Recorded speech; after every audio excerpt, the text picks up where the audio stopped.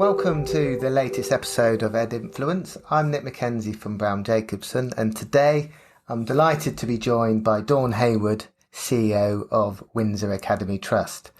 Thank you, Dawn, for joining me today. I wanted to start our discussion by inviting you to tell me a story from your life that would give me a picture of who you are as a leader. Well, thanks for having me, Nick. And it's a privilege to be part of this. So, I think that for me, fundamentally, me as a leader has been shaped by who I was as a child. And as a child, I think I'm probably best describe myself as a young person who grew up with very little self-worth.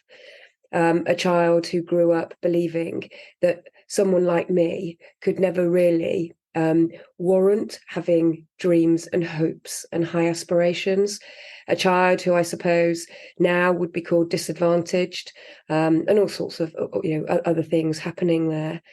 And I remember that feeling up until the age of 11 of just believing that I just wasn't good enough and that other children were better than me.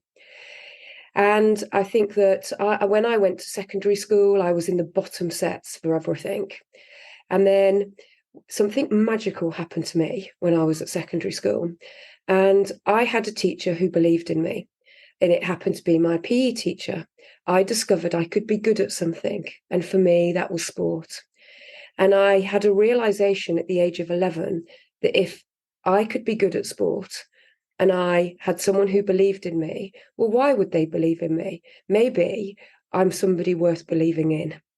And so I channeled myself to be the best that I could at sport. But I also made the decision that if I can be good at sport, I can actually be good at learning, can't I? And I remember as the 11-year-old me having this kind of like self-talk, I suppose. And then so I made the decision that I was going to work really hard in my subjects. And within 6 months, I was in the top sets for everything. And that simply came from the belief that actually someone like me, when I'd experienced success, could apply that success to everything else. And for me, success led to a sense that I do have self-worth.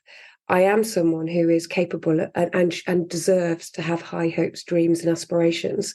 And I remember at the age of 11 deciding I wanted to be a PE teacher because I wanted to make a difference for other children, as Mrs. Mayring, my PE teacher, has made for me.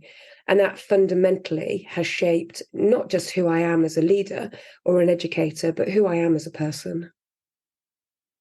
Thank you. That's quite. I noticed, sort of thinking about before today, that sport has shaped quite a lot of your leadership role, and actually as well, some of the roles that you've done with young people in terms of promoting their own leadership. Could you talk to me a bit more about how that shows up in your leadership today, then? Yeah, sure. I think that, for me, sport is part of my identity. It has shaped my identity. And I think I'm a firm believer that that we should, every single child has something that they are good at. And our job as educators is to find that thing, whether it's sports, art, music, drama, whatever it might be. Every child has something. And for me, that just happened to be sport. And I think that my journey with sport as both a sports person and as a coach is that sport absolutely revealed my character. It's something that yes, it grew my character, but absolutely the sporting arena reveals your character.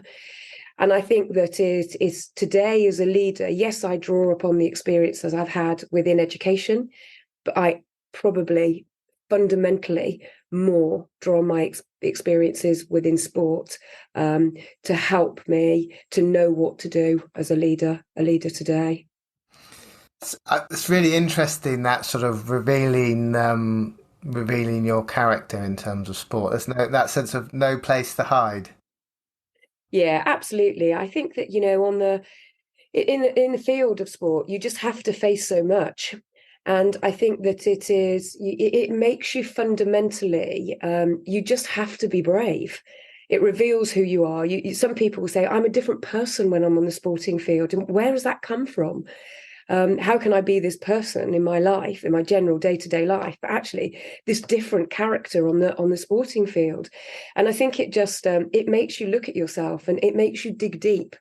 In sport, it's not, yes, of course, everybody wants to win, but it makes you really fundamentally think about, what does it take to be successful? What do I need to be? What does the team need to be? And what do I need to be within the team to enable me to be successful, but the team to be successful as well? Especially when the sport is a team sport, I suppose. And to be successful in sport, even when it's an individual sport, it relies on so many different people.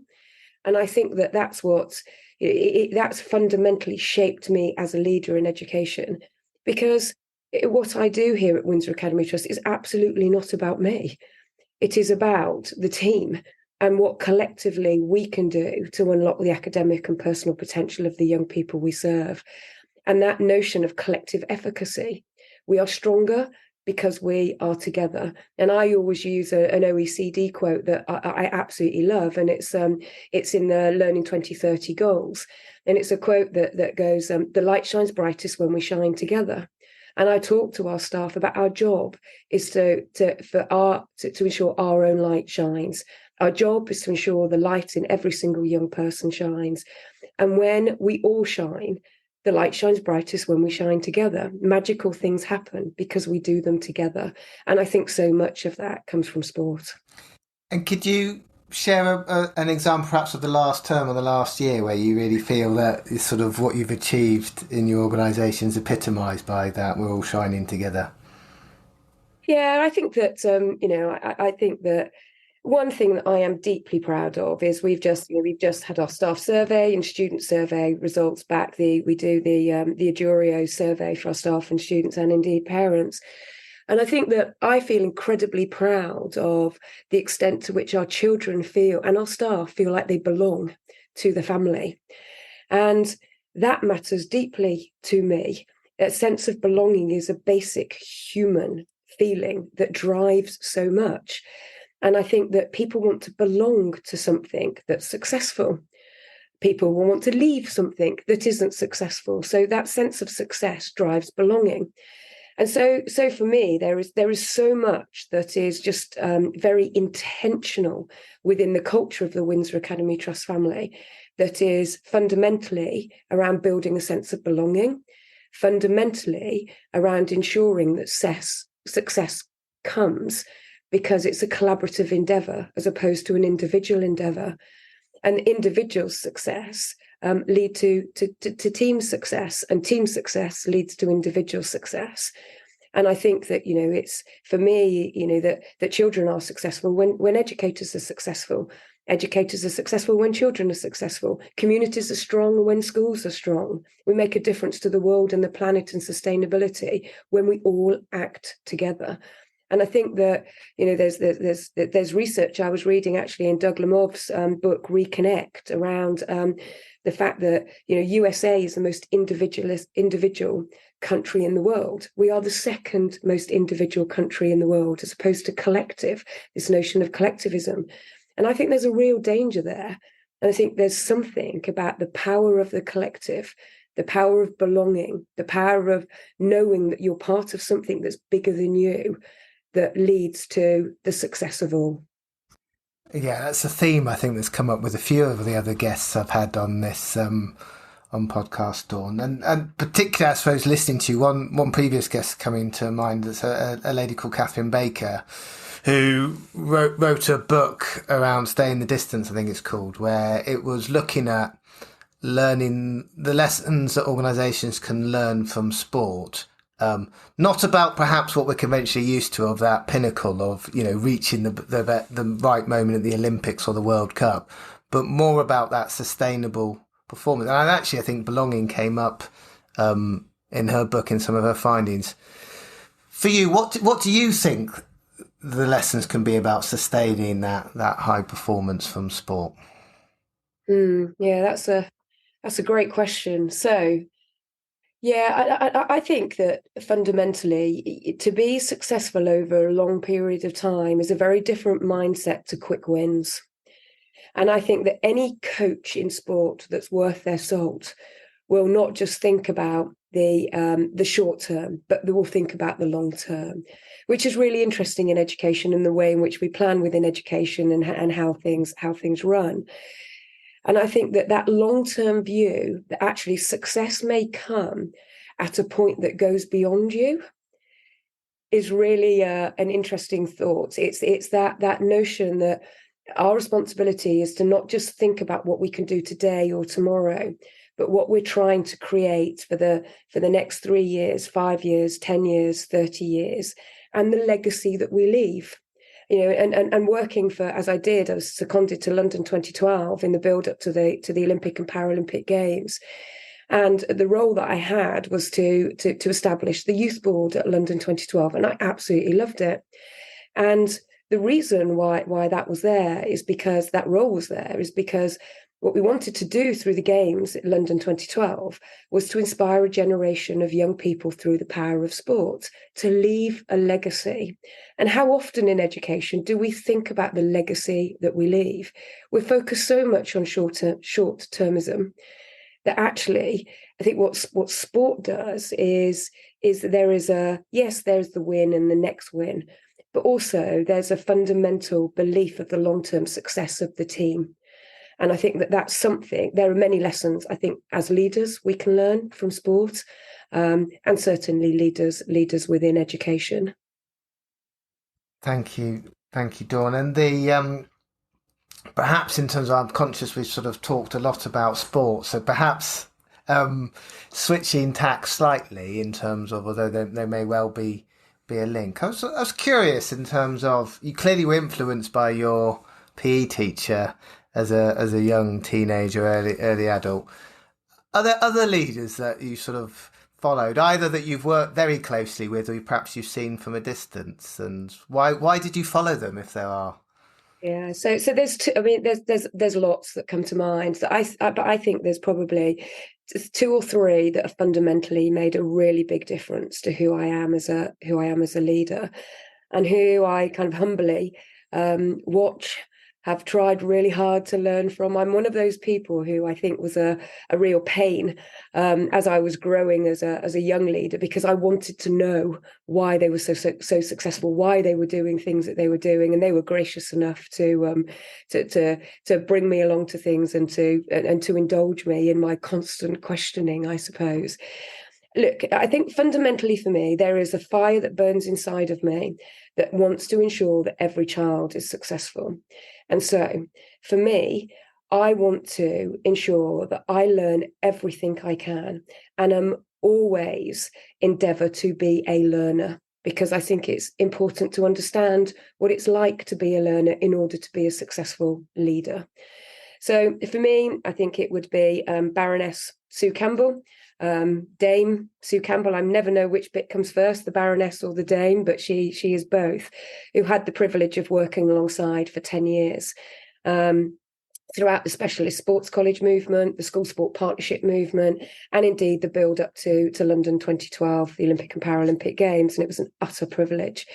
And I think what I know about Sue is she's a human first and a leader second. Sue is one of the most humble people you would ever know. She came and spoke at our trust conference on the 8th of December, and she stood on the stage, in her 70s, towards the end of her career, and said, I've learned as much from others as I hope others have learned from me. Now, what an amazing thing to say for somebody who has accomplished so much.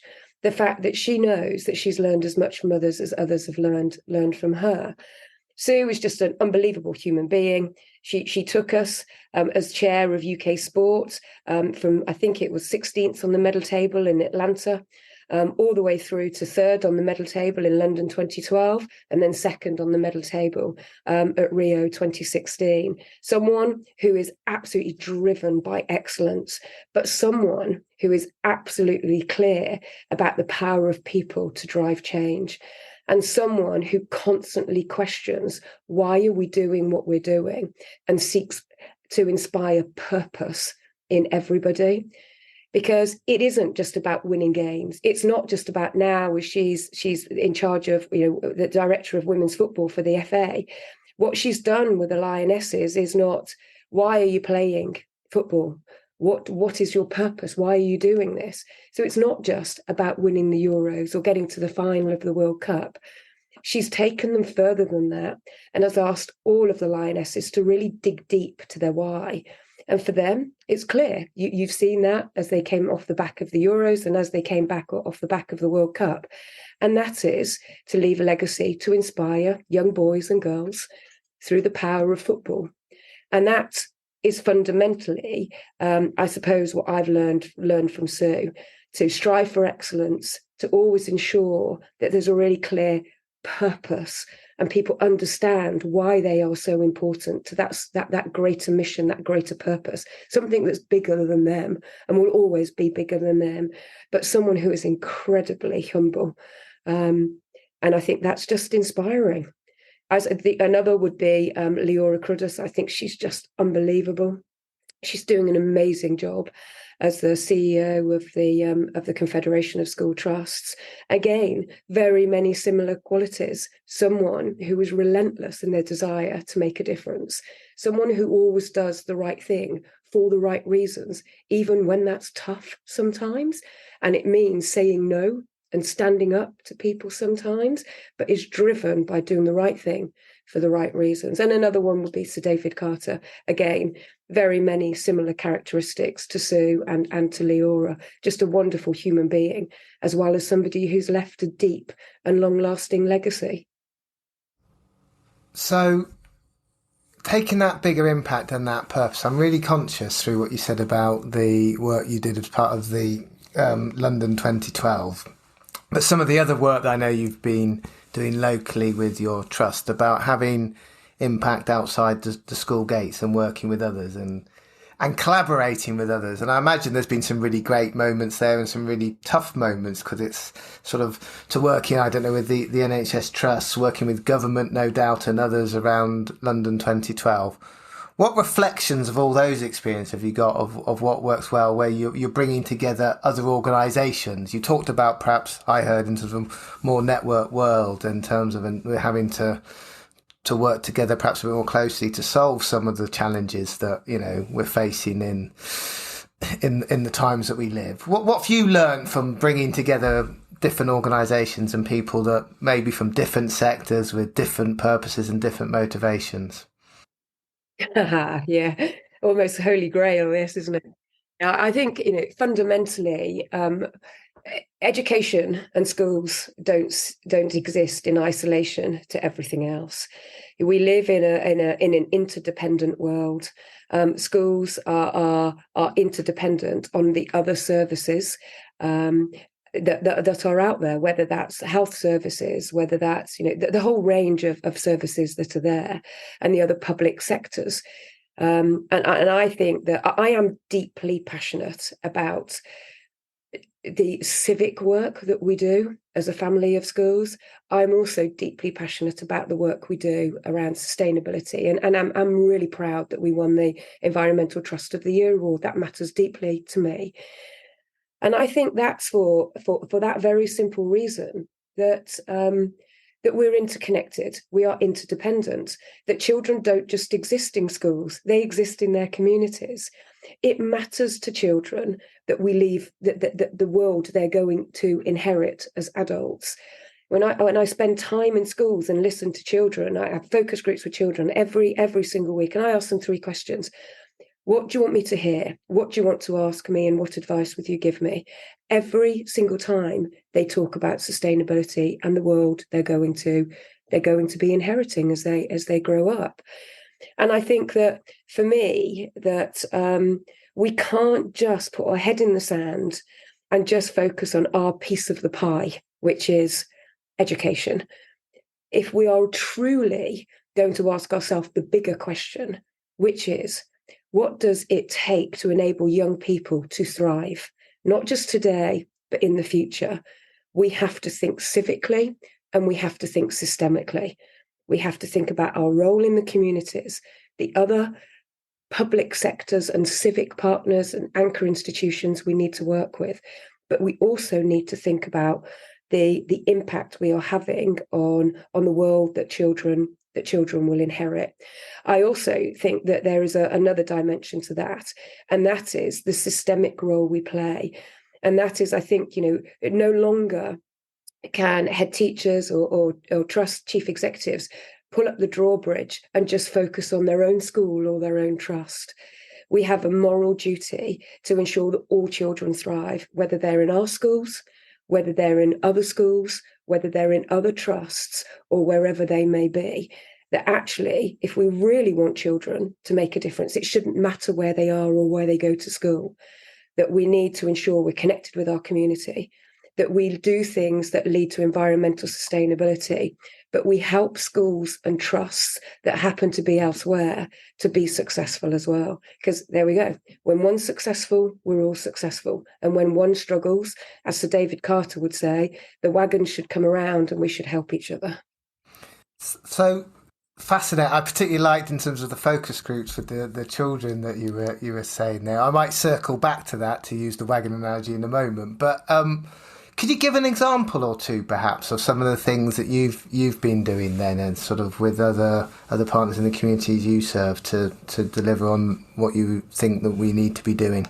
Yeah, so I think that the first thing I would say is that in our organisational strategy, we have 5 big moves. The first is around high performing schools. The second is around making sure we have fantastic staff to make a difference for children.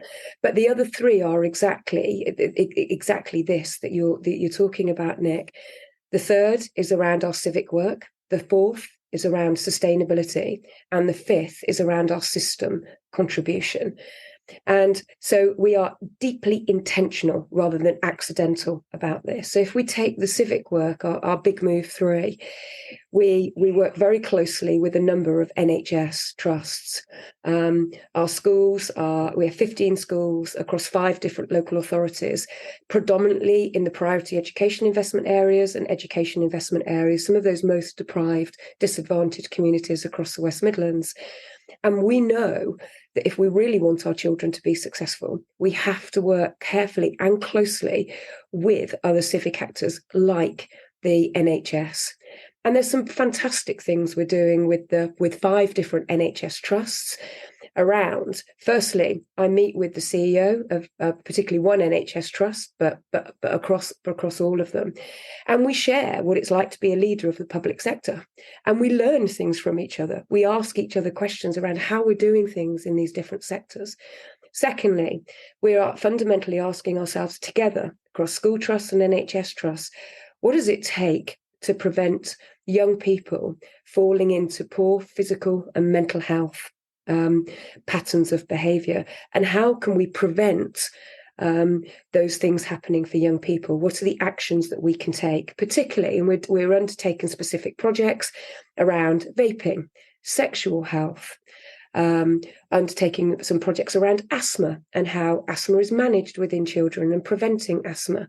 So there's many things we do, particularly also around mental health. So things like Active in Mind, using the power of sport to ensure that young people have a better mental health and positive outlook and hope, which is a word that I think is deeply important with education.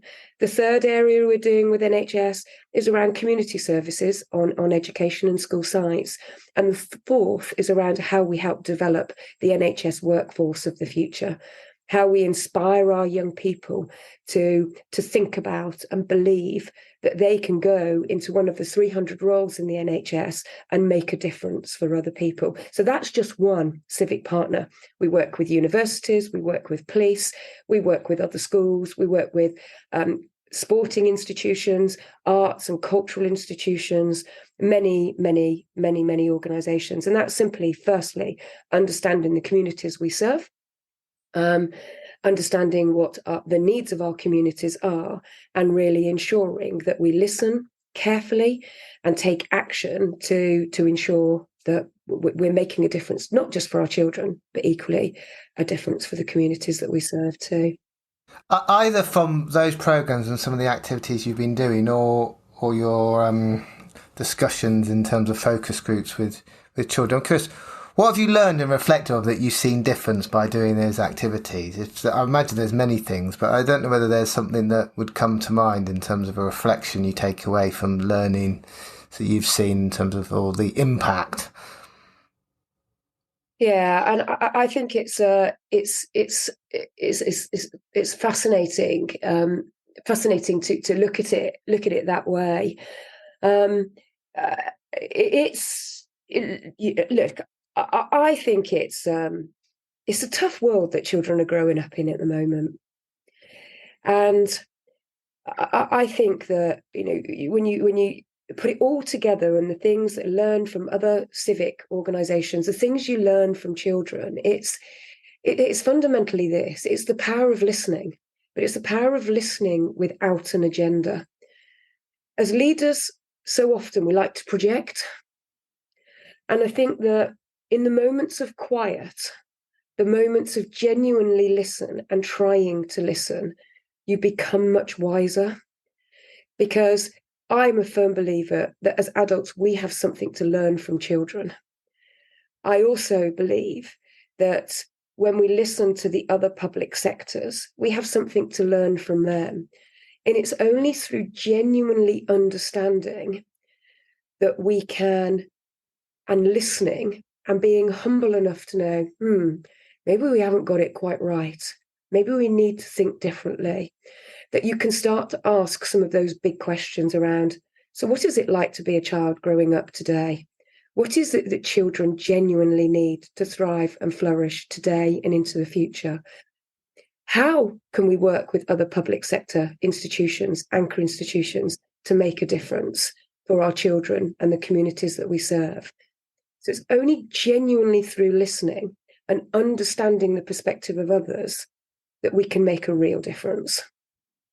Well, my first guest actually on this series, Professor Fiona Forbes, she said something fascinating which really resonated with me. I'm curious how it lands with you.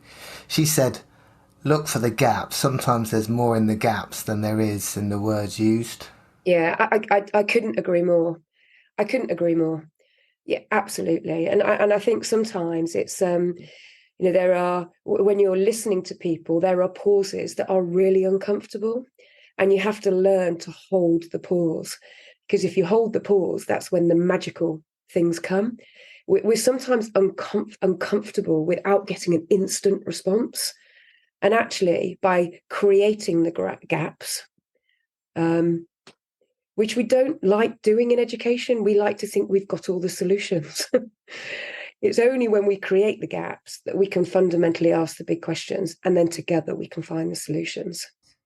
And so, taking that theme of the big questions, one thing I'm always really interested in is, and as you said, I mean, there are so many things to be done, and it sounds like, there's so many priorities and things that you need to be doing as CEO of. How do you as an individual make time to think and sort of slow down and really reflect? And when you're doing that, Dawn, I'm curious about what are the sorts of things that you use that time to reflect on and think? Yeah, so yeah, absolutely. I think that there's a danger as leaders that we can be in this kind of notion that Stephen Covey talks about, a white water, constantly having things hitting us, and then constantly reacting. And so I think that one of the important things that I've certainly learned as a leader is that we need to create time to think and understand ourselves well enough to know when we think at our best and our most creative. So for me, there's a couple of ways I do that. One is I run. So that's where I create my thinking time. It is my best thinking time.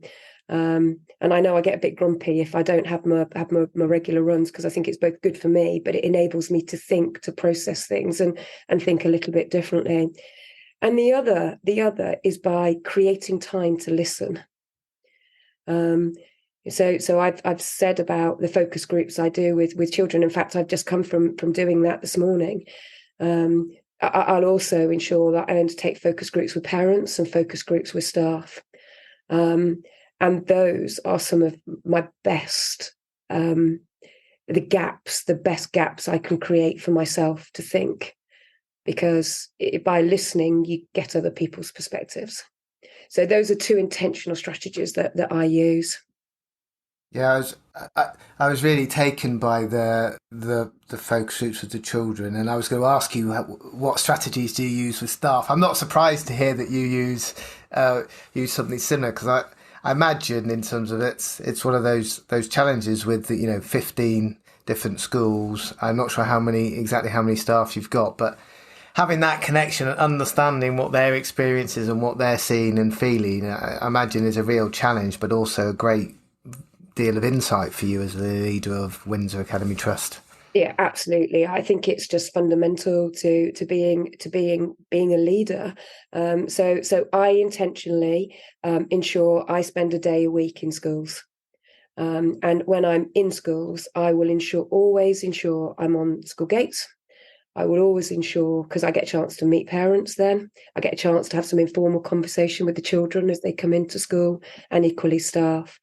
I'll always make sure that I undertake a focus group with the senior leadership team.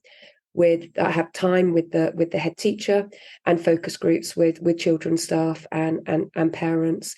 And they are always my favourite days, because for me, it's where I stay grounded. And I think there's a danger that as trust CEOs, we can become a little detached from the reality of what it's like to be a child, what it's like to be a member of staff, and indeed the perceptions of parents. We can do surveys and all of those sorts of things, but I think that people really appreciate you taking your time to listen to them, and I have to say I love it. I deeply appreciate the time that others give to me to share their thoughts, their insights, and they like it too. It builds connections, because they know that I genuinely care, because I give my time and I genuinely seek to understand. I don't always get everything right, and I can't, and I wish I could listen a whole lot more. But I hope that our children, our staff, and our parents know that I care enough to listen to them and try to really, absolutely take on board what they say. And so I was wondering that I'm sure there's some great days, and you said those are some of your best days, but there's also some other days as being CEO, the buck stops with you. So when things get tough, how do you go about finding energy or people that give you energy? Yeah. What are your strategies? Oh, brilliant. Yeah, I mean, a few. And the reality is, there are many times as a leader. There's a great Celine Dion song, and it says it's the moments that you think you can't, you discover that you can. It's called The Power of the Dream. And so I will deliberately put that on in the car on the way home, and I'll sing terribly. But it's that line that always just hits me. There are many moments as a leader that we think we can't, but we dig deep enough to discover that we can. And I think, there are many times that are hard. There are things happen. We care. We're humans. Things happen that hurt us, that upset us. And sometimes I know there's kind of the perception that, we're the CEO, that we are, almost a machine. Well, we're not. We're humans. We care. And I think that, it is those moments. There's another little quote that I use that's from A Boy Called Christmas, the brilliant Christmas movie, this film. And it is, there's a quote in there that says, "We can do anything because we've already faced everything." And I think that's what we deal with as leaders and educators. We've already faced everything, so we can do anything. We just might not know the answer to it yet, but we will find a way of working out the answer to it. So I think the things that that I suppose give me sleepless nights, when I know that some of our disadvantaged and most vulnerable children are struggling. When something happened, when I know that perhaps something has happened with a member of staff, it's the human things.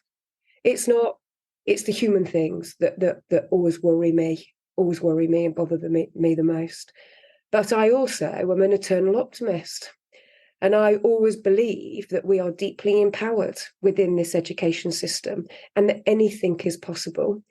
and that we have such a moment in time where we really can do anything, as long as we do things, we just kind of question, we pull people around us, we ask the big questions, and we seek to just never, ever, ever settle until all of the children, especially our most vulnerable, are the best that they can be.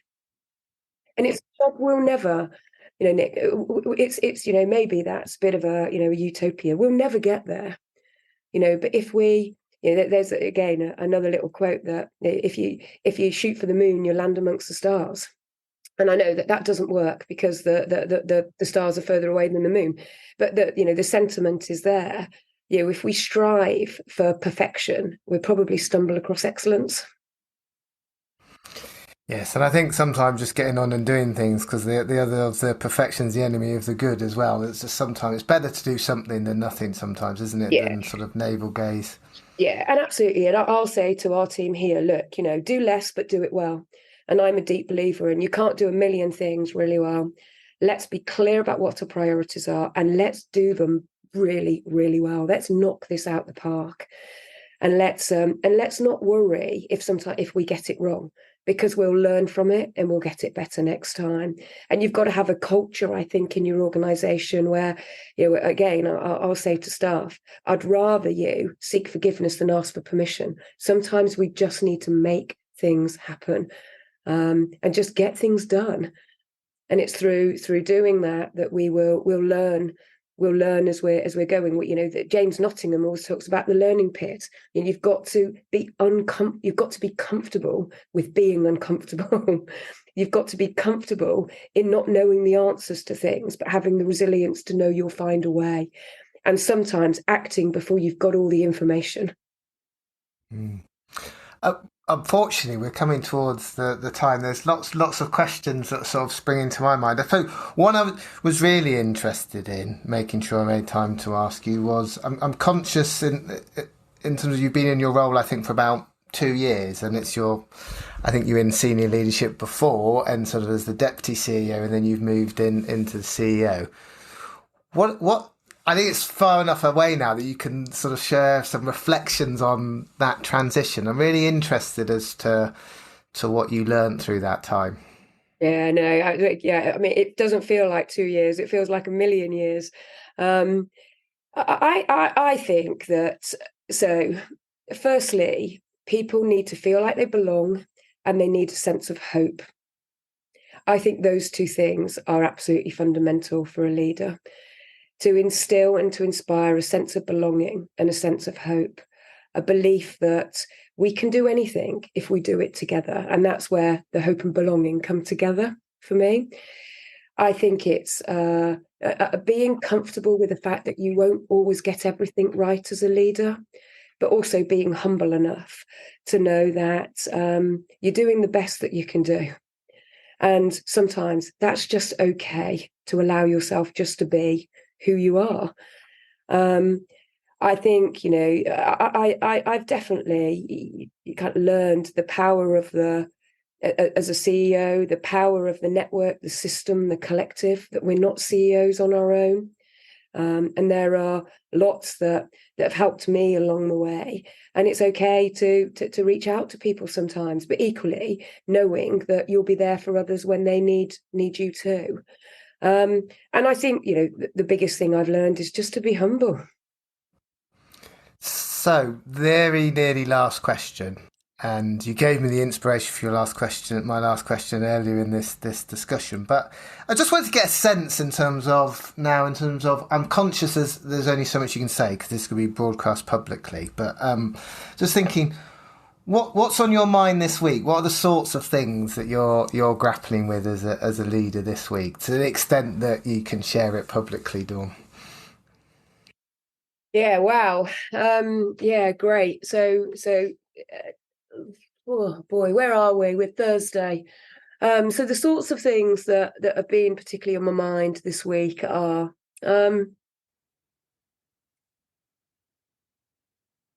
we have just got the results from our student voice survey.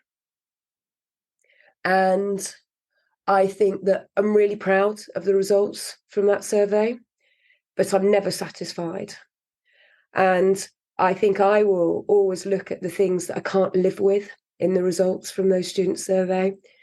I think the thing that I think is just on my mind, both this week and more broadly, but the survey has brought it particularly to sharp focus for me this week, is ensuring that, excuse me, ensuring that young people have a sense of hope for the future.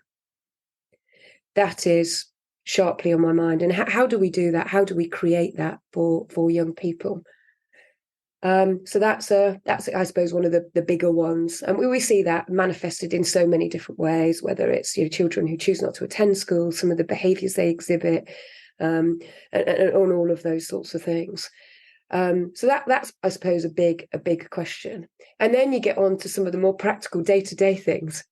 So we have we have the privilege of leading for Walsall and Sandwell local education authorities a piece of work with around metacognition and self-regulation through the priority education investment areas. So I suppose we had the launch last Friday with Doug Lamov, came and did the launch, which is a privilege to be working alongside him. So I suppose there are those things around blinking neck.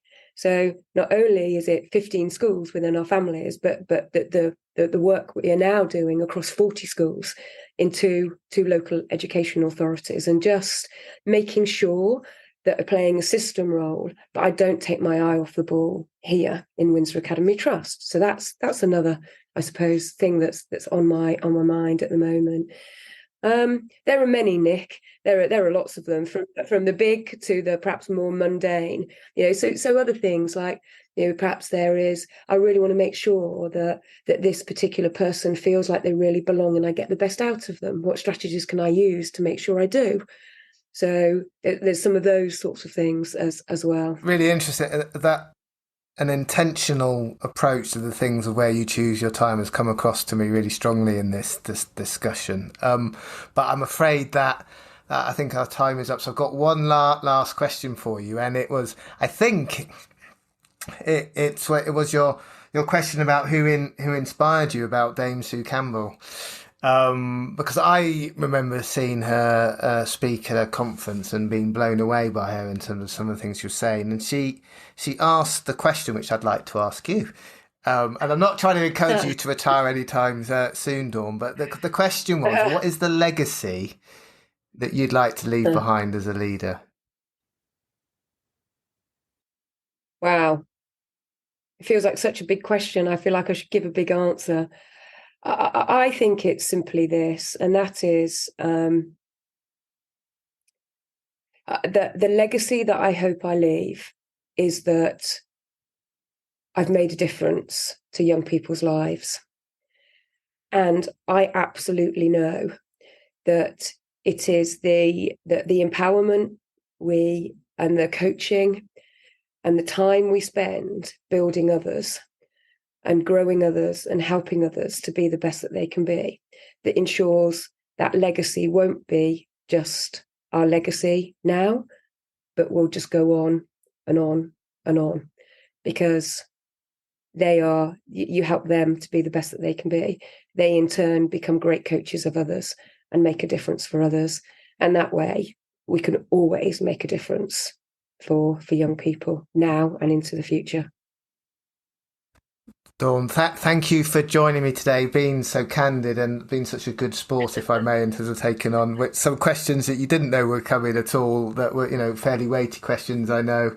I've thoroughly enjoyed our discussion and hope our listeners have as well. And I look forward to you joining us on the next episode. Great. Thanks, Nick. It's been great to spend some time with you.